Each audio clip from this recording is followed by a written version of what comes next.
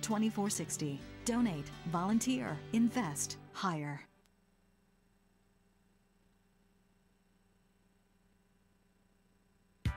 When it comes to pioneers in their respective industries, we all know the Apples, Starbucks, and Trader Joe's of the world. In the realm of recruiting, Decision Toolbox is the industry's best-kept secret, with 90% of their business from referrals and repeat customers. For over 20 years, Decision Toolbox's U.S.-based team of recruiters, sourcers, professional writers, quality personnel, and tech support has perfected a Six Sigma approach to talent management. No matter the size of the project, Decision Toolbox delivers incredible results. A cost per hire less than half of what contingency firms charge, with the winning candidate presented in an average of 14 days, all with a 12-month candidate warranty. With results like that, Decision Toolbox won't be a secret for long.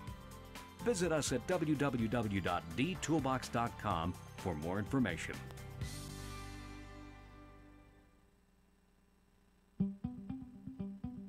You are listening to the Pilgrim on the 405 with Will Christ. Join him as he and his guests discover how businesses thrive in California.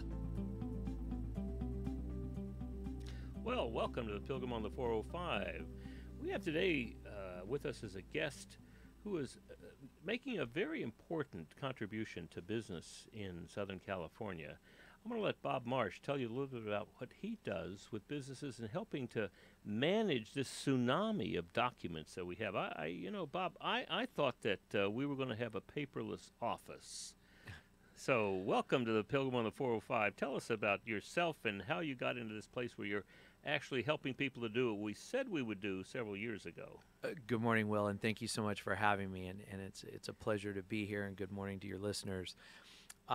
Well, I am the owner and principal of the File Depot, and we are a nationwide company that specializes in document record management. And what that means is we like to help companies, both small, medium, large, assist them in all of their document record management needs, whether it's helping them become organized, whether it's offsite record storage, scanning to go digital, or even shredding to get rid of unneeded paperwork. And so it's something that is in demand these days. There's more and more mandates coming down from the government, from industries, and even statewide, forcing people to go paperless and to go digital. But there's a lot more to it than just scanning. And that's why I like to help my clients and educate my clients on just helping serve them a little better. Well, so how did you get to Southern California? Did you grow up here? Yes, I was born and raised in Seal Beach, so I'm an Orange County native, and went away to school for a few years at the University of Wisconsin, and then came home, and fortunate enough to attend Pepperdine University, and then also stayed on and went to grad school and was also adjunct faculty there. Really? What did you teach? I was teaching history. Well, tell me about how you got from there to where you are today. Well, I'll try and keep it short, although my wife contends that I have a disease where it takes me 11 words to say hello. But basically from Pepperdine and wanting to become a history professor, I was just saddled with numerous student loans, and was watching friends of mine from all different schools, all different majors, joined the mortgage industry, which was booming back in the late 90s and early 2000s. And so I joined the mortgage industry. I took a sabbatical from Pepperdine and joined the mortgage industry to pay off student loans. And much to my parents' chagrin, I never went back to teaching. I do hope to get back to it someday. It is still a passion of mine.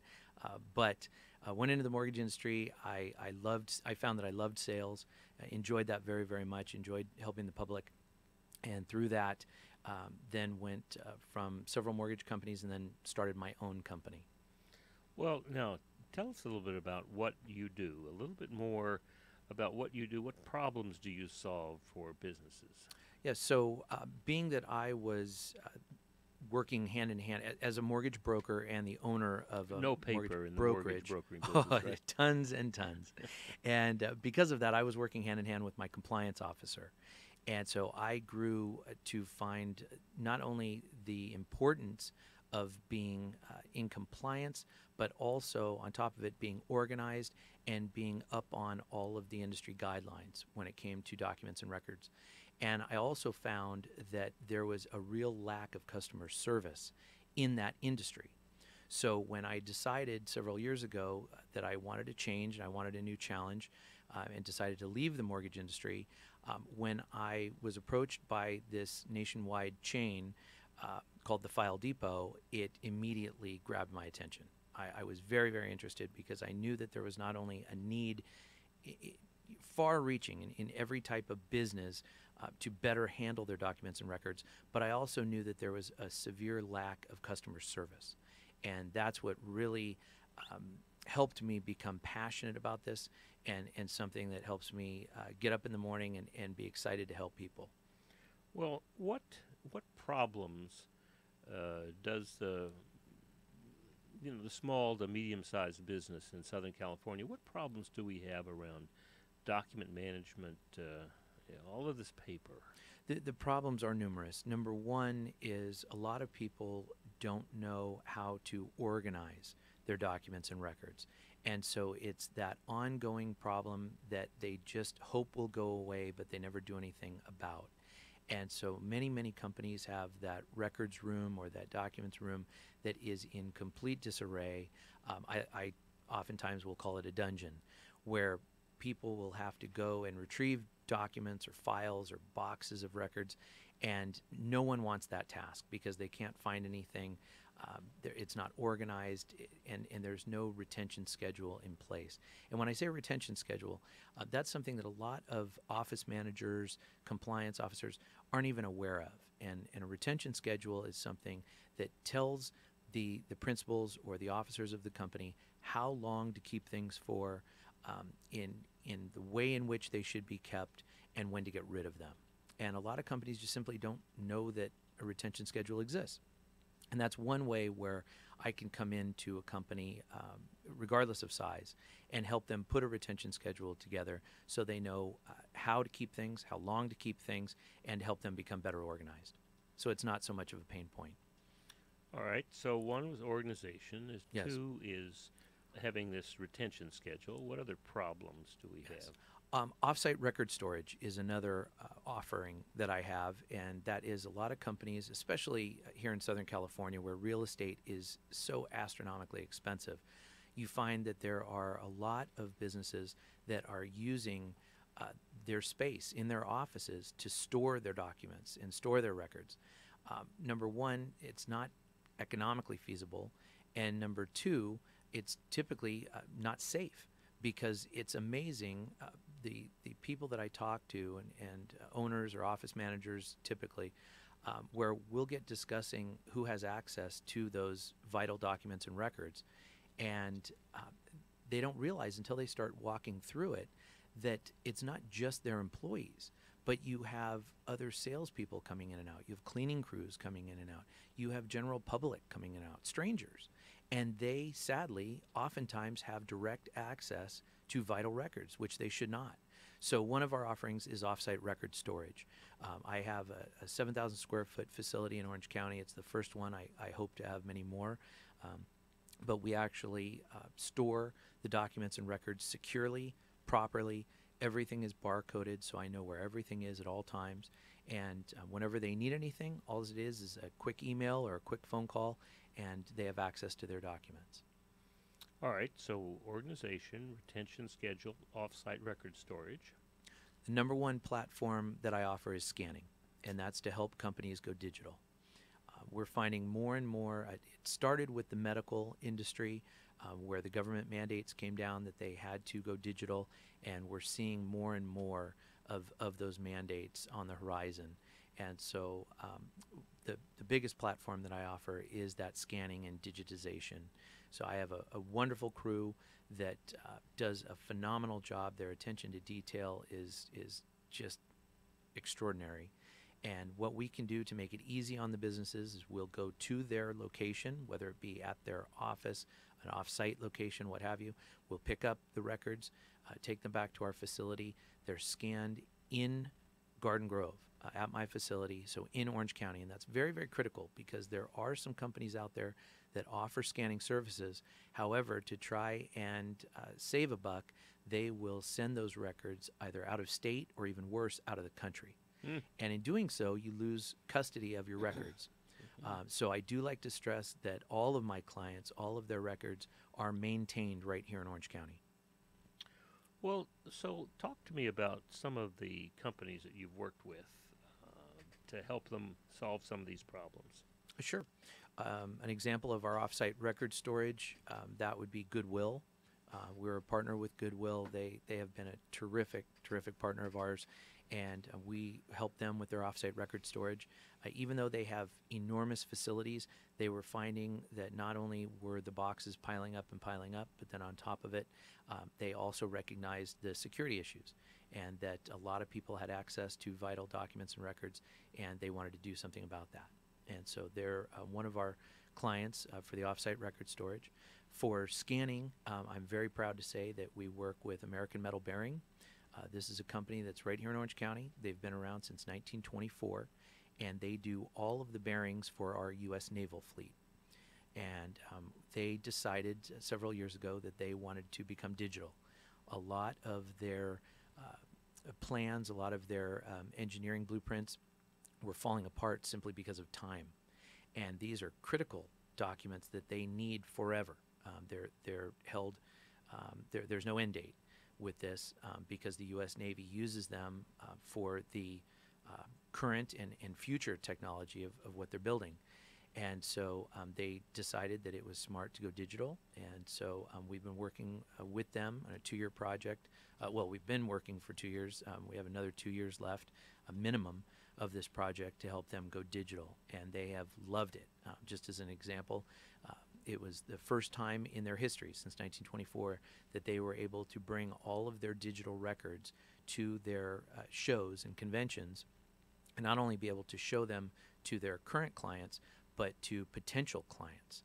And everything being digital, they were able to bring them instead of always before. It was never an opportunity to do so because a lot of their blueprints are like carpet rolls. They're just massive. They could be hundreds of feet long. So that's one of our partners, our clients, in regards to scanning. And then one of the other platforms that I offer is shredding, proper HIPAA approved level 3 crosscut shredding. And one of our clients with the shredding is Payday Loans. Many people are probably familiar with Payday Loans. They have offices all throughout California, and we help them with their secure shredding. They were using a different company prior to the File Depot coming on board, and they found that the mobile trucks that were coming to their facilities were using what's called strip cut shredding. And the problem with strip cut shredding is that material can be put back together. In fact, it was put back together back in the Iran crisis, Yes, wasn't yes. it? If you have enough people, you can reassemble all of those documents from that Exactly. that kind of shredding. Exactly. And with identity theft being the fastest growing crime in the world, what identity thieves have found is they can take that strip cut and they can send it to areas like Vietnam and Cambodia, and they can pay very, very cheap labor to put that material back together. And the finished product is very, very lucrative from where they're coming from. Wow. So what we do is what's called level 3 crosscut shredding, where the paper is basically pulverized, so you can't even make out letters. And then on top of that, it is then turned around and recycled into new paper. So Payday Loans is one of our clients that we help them. So now they're totally in compliance with their proper shredding, and we're very, very proud to help them. So the problem that you solved for Payday Loans was getting rid of documents. Yes, and exactly. securely disposing of them. Exactly. And that's not something that's easily done. No.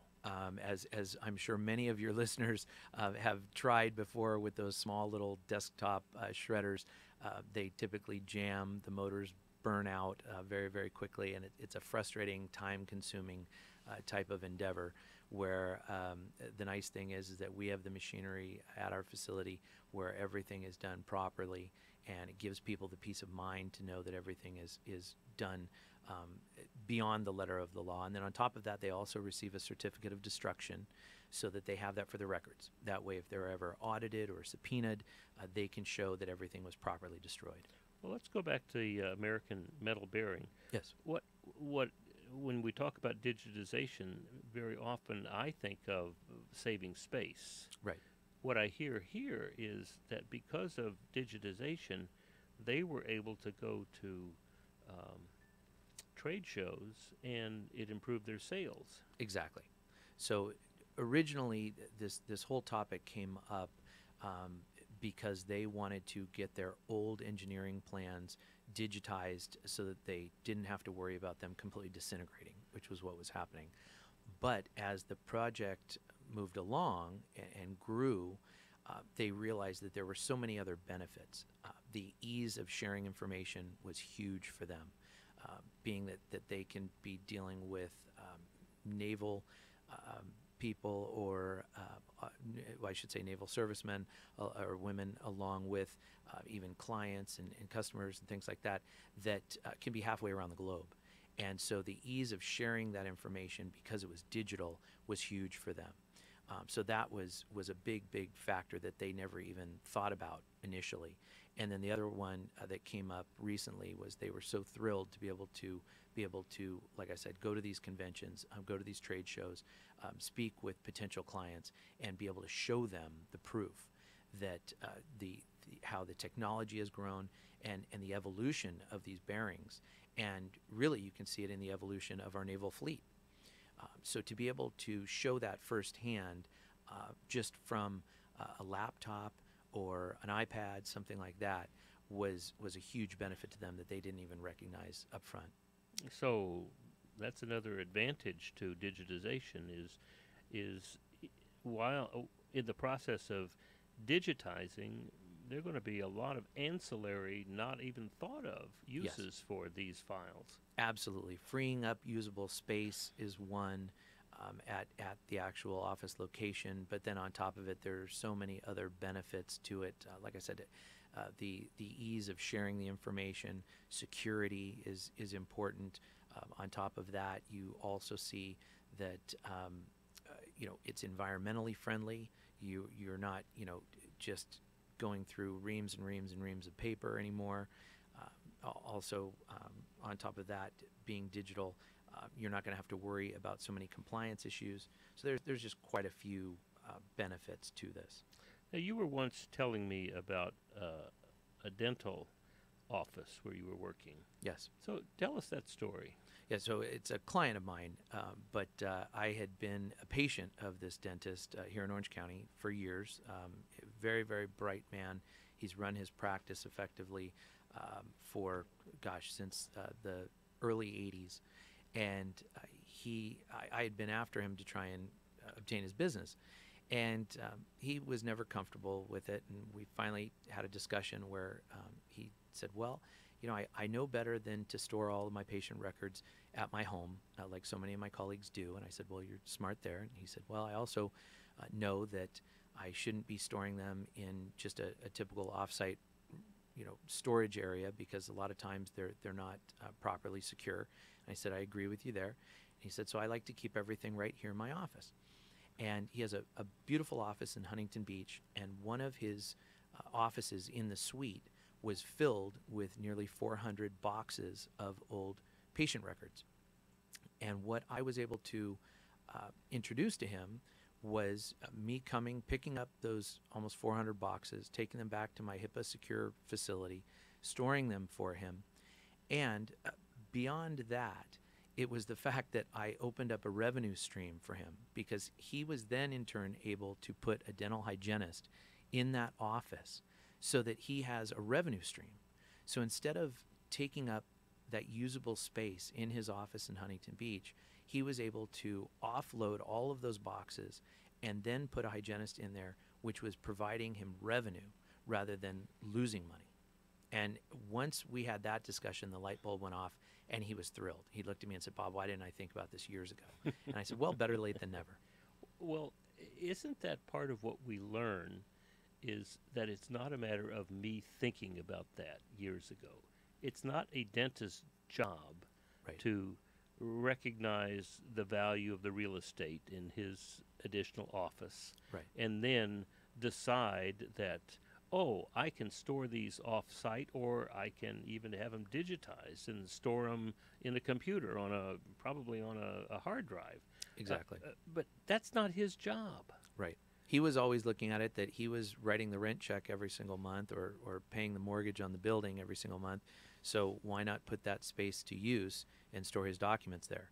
He was never thinking of the opposite angle or the flip side of the coin, that he could actually remove those boxes and have a much, much greater revenue stream in that area. And isn't that so interesting that it's through talking and letting other people's eyes look at our issues? Yes. Because he probably didn't even realize he had a problem. Exactly. And so it's through conversations, and it's really through letting other experts, maybe it's even asking for help. Well, and oftentimes there's some pushback, and people are often afraid to ask for help. But at the same time, just having open communication, you oftentimes find that there are pain points that people don't even realize. Maybe it's trapped deep down in their subconscious. But once you start having those discussions, it's amazing what comes to the surface. Well, so I suppose that one of the things that we're learning is that building trust, getting into a place where somebody does not believe they're going to be, somebody's going to try to sell them something that they don't want. Right. That somebody's really willing to listen, and they find that out. They come to that conclusion because people are asking more questions. They're empathizing, and they come across, whether they are or not, they come across as genuine, Right. and having a genuine interest in the nature, the obstacles, the limitations that person is experiencing in their business. Exactly. Well, I want to take a little time off now and listen to some of our sponsors, and we'll come back, and I want you to tell me a little bit more about how your business is working in Southern California. Perfect. So we'll be right back with the Pilgrim on the 405 and our guest with Bob Marsh right after these messages.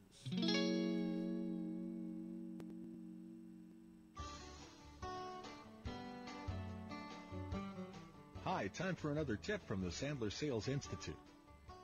Prospects want your information and expertise. Prospects have been trained by the vast majority of salespeople to feel entitled to your valuable information. Most salespeople are comfortable in coughing up their expertise for free. However, when the orders don't come and the prospect has shopped your information to your competitor, the salesperson has fallen victim to unpaid consulting. Before giving information, ask good questions. What does the prospect want? What is the urgency? What are the consequences of not buying anything? What is the decision-making process? Eliminate unpaid consulting. This has been another Sandler Sales Institute tip.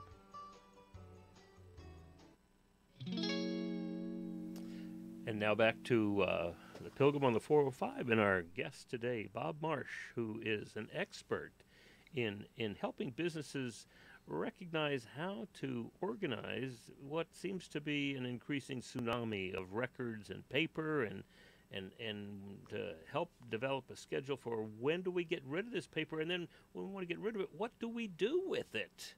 And then finally, is it possible that we might convert things into a digital file, and then from then on always move toward digitalization? So Bob, tell us a little bit about how you run your business here in Southern California. Yes, well, I'm fortunate. I was raised by a single mom who was a little entrepreneurial and had antique stores in Long Beach. And she always taught my sister and I that if you treat your customers like family, they will always come back to you. If you always maintain that level of respect and trust and care, that will always come back. And so that is something that I've always carried with me, whether it was from teaching to being a mortgage broker to now helping companies with their documents and records. I think that it's critical, especially in today's age, especially also here in California, where there is so much competition. And on top of that, a lot of businesses have just lost that whole customer service ideal. And so I really pride myself on the fact that and it was critical to me to have my cell phone on my business cards so that my customers can reach me at all times. When they have a problem with their documents and records, or not even a problem, if they have a question, if they have a concern, they're able to reach me. They're not calling halfway around the globe. They're not getting a call center in the Philippines or India or something like that. They're reaching me or one of my trusted colleagues to be able to handle things and handle things properly. So that's really a core value of mine as a small business. I think that that's what helps differentiate me from others out there, that customer service is really a key point. So what are other core values that you have in addition to customer service being a key point? Well, are you talking about personally or professionally? Professionally. Professionally, again, I think that it's a key that you treat customers like family. I think loyalty is something that you just need to have that oftentimes is lacking in our area. I think you need to be a great listener. And on top of it, you need to be not only willing, but have the desire to go the extra mile for your customers. I think so many times these companies out there today are just looking at the bottom line or just looking at margins or trying to cut corners every which way they can. And unfortunately, the customers suffer from it. So customer service is the key. Yes. Treat customers like family. Yep. Be a great listener. Mm-hmm. And then being willing to go the extra mile. Yes. So what have you seen that do for your business with these kind of core values? That has really improved my business tremendously on all sides of it, because there's just such a lack of customer service. People are blown away when I'll have discussions with them and they see that my cell phone is on my business card. When they call and I actually answer. Or if I'm on the other line, that I call them right back. Those simple things that so many people take for granted. But when they are introduced to them again, they realize how important it is and how much they appreciate it. And there really is a true appreciation for that. When, this just recently happened where a customer of mine, she's a speech therapist in Newport Beach, had some very, very pressing concerns and called me on a Sunday. And she was so thrilled that I picked up. She thought for sure she was just going to get my voicemail, leave a message, and I'd call her back Monday morning. Instead, I picked up and we had a great conversation and I put her mind at ease. That gave me satisfaction because I knew that she would be able to sleep better that Sunday night rather than having to wait 24 hours to hear back. But it was something that she was not expecting. So would it be fair to say that you are treating these people like people rather than customers or prospects? Exactly. That's a big difference, isn't it? There's a huge difference. And we all feel that way. We all feel that way. When you have something come up, whether it's an urgent matter, a life-threatening matter, or something that's a little bit more easy, but still something that's bothering you, it always feels so good to be able to call and speak to somebody about it immediately than getting a recording or leaving a message or having to put your feelings on hold because of someone else's schedule. Yeah, we were looking to redo the carpet on our balcony, our small balcony on our second floor condo in Laguna Beach, okay. And we thought we knew how to do it. We'd done it before with Home Depot, but they no longer supplied installers, so we were kind of stuck. Right. And then we thought maybe we'll call Empire. Ah. Well, before I even called Empire, I said, well, I'll Google Empire. Right. And what came up was Angie's List. Okay. So up came Angie's List, said, what are you looking for? I'm looking for, carpet installer. Yep. Up came 3 names. I typed in the information. Within 30 seconds after I hit submit, I had the number 1 person call me back. There you go. And he's coming Saturday. Now, there's something about that that's very satisfying. Yes. and just gives you peace of mind. And because I'm sure it was something that would have bothered you had you been spending days on this. And then, of course, your wife is after you for, to get this project done. And it's, just another item on the to-do list. Right, right. And to have that kind of response. And now I've heard about that, that when somebody fills out something on your website, if you're back with them, when you contact them within 5 minutes, that something significant happens in that time. Yes. And I experienced that. So I suppose that's like family. If my family said to me, "Give me a call," I would do it. Exactly. And why wouldn't I do that for a prospect or a customer? Exactly. For most people, if they're family and dear friends, I know I myself consider my dear friends part of my family. And in doing so, if my phone rings and one of my friends says, "I have a problem," well, I instantly want to help in some way. And it's just my nature to say, well, what's the problem? Tell me more, and then try and find a solution. And I think most people are like that. I think that most of us find a great sense of satisfaction when we're able to help people. And when you look at these clients as people and individuals and as family, it gives you a different level of understanding. So tell me a little bit about your office in digitalization. I mean, we talked about this earlier, that there was this promise of a paperless office. Now, scale of 1 to 10, where are you? 10 being we don't have paper at all, and 1 being, well, we just ignore the paperless and we're still doing paper. Well, and that's a great question. Naturally, I'm always going to have paper at my facility because I'm storing that paper for other clients. Yes. But no, we are, I would say, probably 80% digital. There are still some items that we like to keep a paper hard copy of. And that's just because I'm an old dinosaur and I still appreciate having the ability to put my fingers on things if I'm not right in front of my computer. But that being said, the majority of all of our documents are all digitized in digital form, backed up. And that's another item that is so critical is making sure that you have everything backed up. Crazy things happen in this world, and it's amazing, but it's not just thefts, it's not just misplacing things, but you also have every kind, as we've seen in this past year, you have every type of natural disaster that can come our way that is totally unexpected. And so it's very, very critical for people to have things digitized, but also have them backed up. So it is something that I think any of your listeners should keep in mind. It's one thing to have it on your desktop or on your laptop or on an iPad or something like that, but if it's not backed up, you still are not covered. Backed up, could that be in Dropbox and iCloud? Exactly. You can use the cloud services. There are so many cloud services. My company itself offers cloud services, but there are numerous ways. You can put them on hard drives and keep them off-site.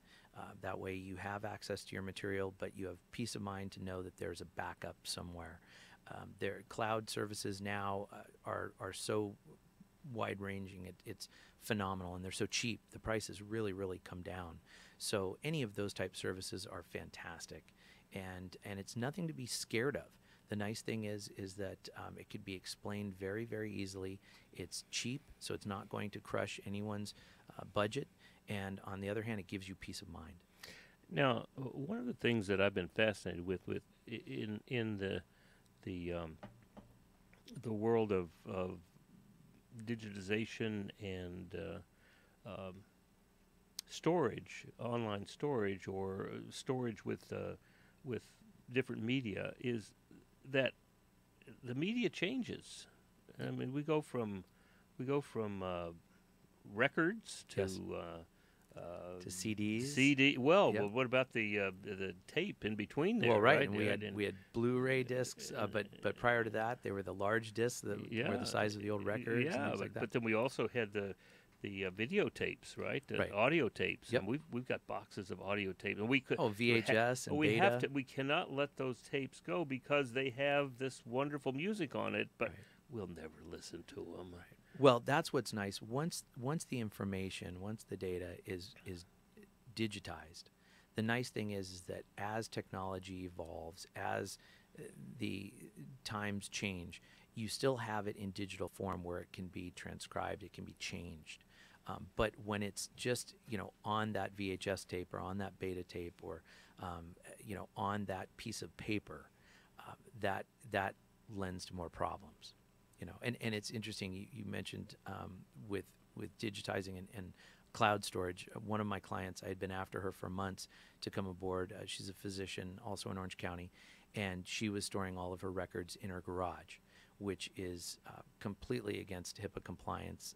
Unfortunately, she could have lost her license. She just wasn't aware of it. She truly did not know the ramifications of her decision to store all of her documents in her garage. And that was simply because she was moving offices. And so she moved from one office to the other. She put everything in the garage thinking, oh, I'll move it back. And it never happened. Well, I was after her for months to allow me to help her with her offsite record storage. And in the meantime, she called me on a weekend. Dire emergency. Her hard drive had crashed. And what she was facing was losing 100% of her records. She was in a complete panic.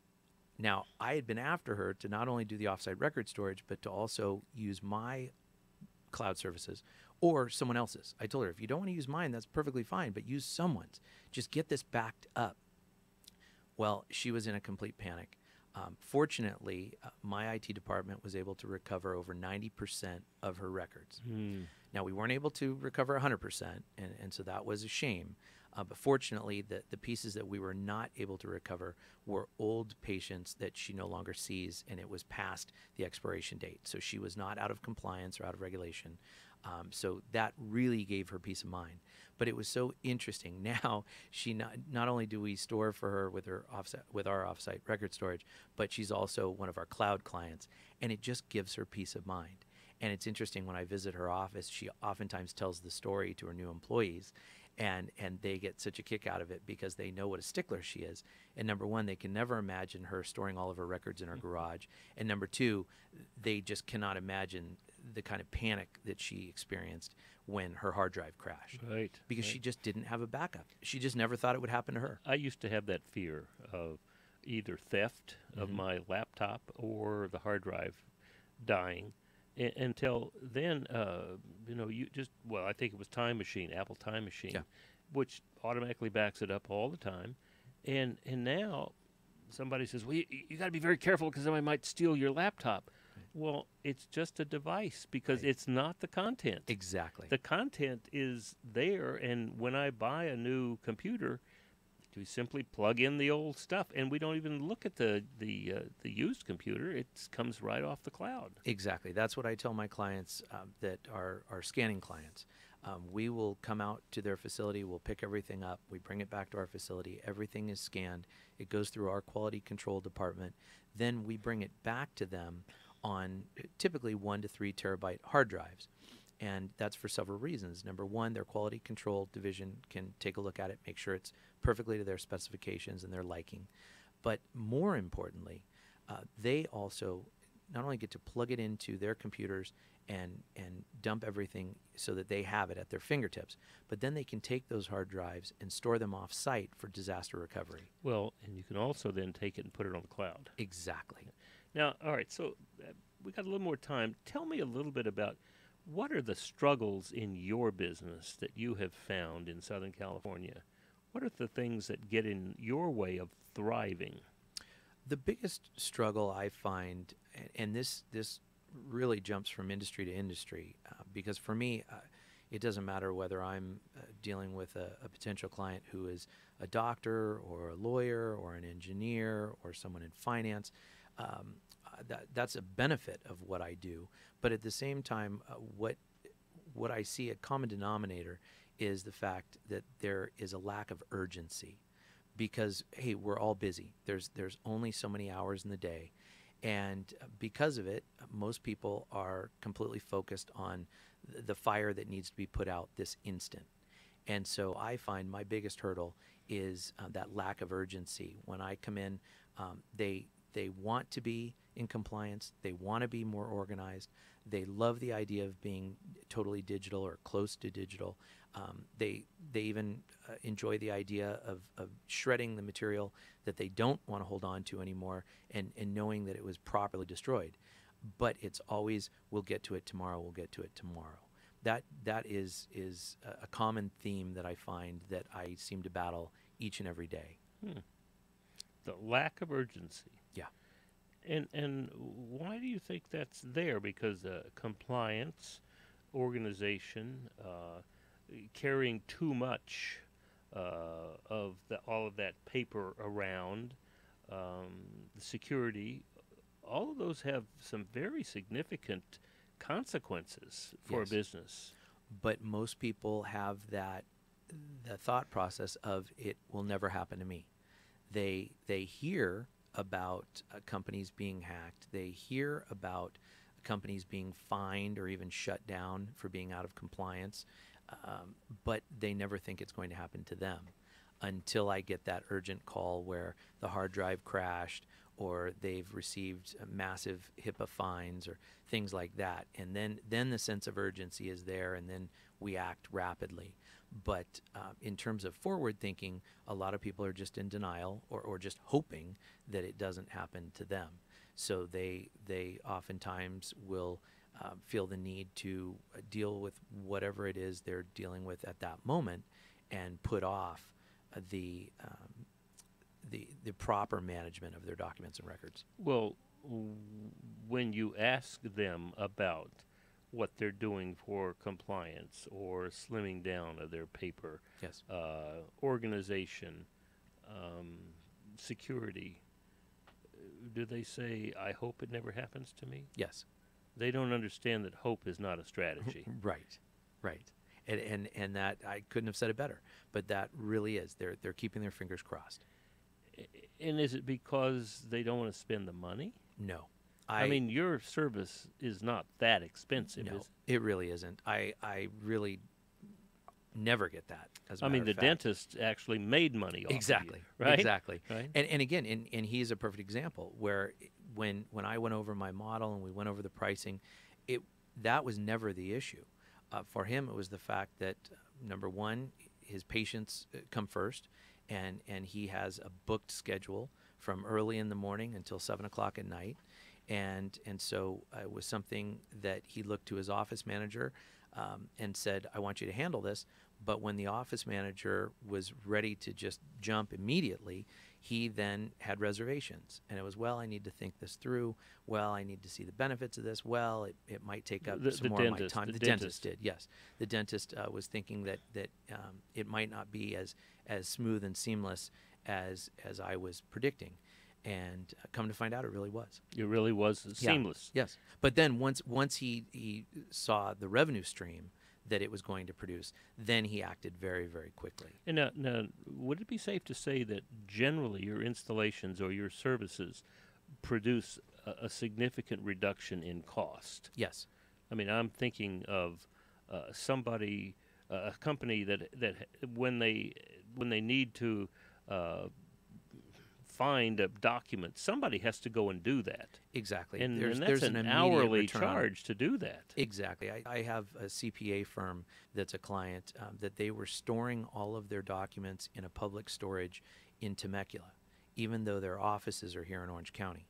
Because it's cheaper. Because they thought it was cheaper.